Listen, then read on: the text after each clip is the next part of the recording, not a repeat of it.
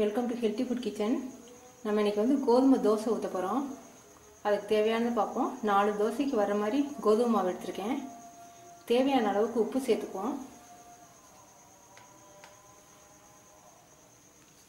நான் வந்து இஞ்சியும் மல்லித்தழையும் போடுறேன். இஞ்சி ஃப்ளேவர் பிடிக்காதவங்க அவாய்ட் பண்ணிக்கலாம். மல்லி புதினா உங்களுக்கு என்ன ஃப்ளேவர் பிடிக்குமோ நீங்கள் நைஸாக நறுக்கி போட்டுக்கலாம். சின்ன வெங்காயம் கூட நைஸாக நறுக்கி போட்டுக்கலாம். பச்சை மிளகாய் நான் போடல, எங்களுக்கு உரப்பு தேவையில்லை. சட்னியில் உரப்பு இருக்குங்கிறதுனால நான் போடல. நீங்கள் வேணும்னா பச்சை மிளகாய் நைஸாக நறுக்கி போட்டுக்குங்க. தண்ணி கொஞ்சம் நிறைய ஊற்றி நல்லா கரைச்சி நம்ம வந்து ரவை தோசை பதத்துக்கு தண்ணி மாவை வச்சுக்க போகிறோம். தண்ணியாக மாவு பாருங்கள் எவ்வளோ தண்ணியாக வச்சுருக்கேன்னு பாருங்கள். நம்ம வந்து ரவை தோசை மாதிரி ஊற்ற போகிறோம்.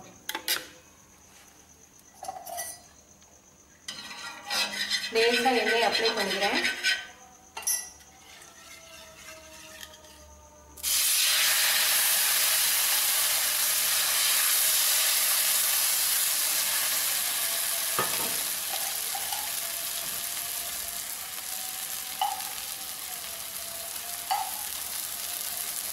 நல்லா வேகட்டும்.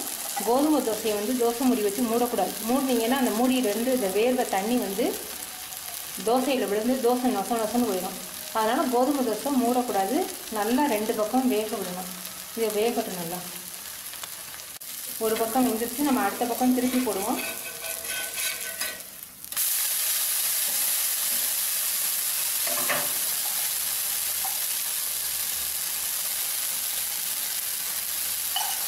நல்ல ரவை தோசை மாதிரியே நல்லா கிறிஸ்பியாக மொறுமொறுன்னு இருக்கும்.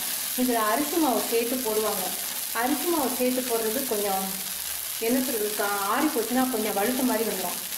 இது வந்து நல்லா மொறுமொறுன்னு இருக்கும். நல்லா வேகட்டும். இந்த தோசை மாவு வந்து நீங்கள் அரை மணி நேரம் நீங்கள் வெளியில் வச்சுருந்தீங்கன்னா புளிச்சு போயிடும். எப்போ நீங்கள் தோசை ஊற்ற போகிறீங்களோ அப்போ நீங்கள் கரைச்சிக்கோங்க. ஏன்னா கோதுமை ஊறி கொஞ்சம் உங்களுக்கு கொலன்னு போயிடும். மாவு தோசையே வந்து உங்களுக்கு மாவு மாதிரி இருக்கிற மாதிரி இருக்கும். ரொம்ப நேரம் வேக விடணும். அதனால் அரை மணி நேரத்துக்கு மேலே நீங்கள் தோசை மாவு வைக்காதீங்க. ரொம்ப நல்லா கிறிஸ்பியாக இருக்கும்.